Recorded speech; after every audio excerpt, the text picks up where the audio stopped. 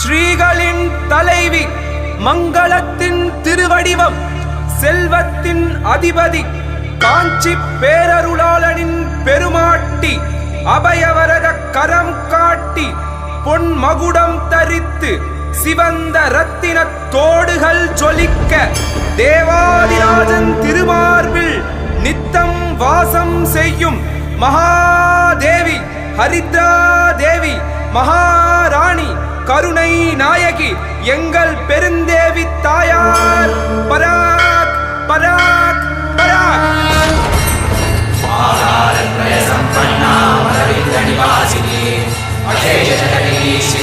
வந்தே வரதமல்லமா.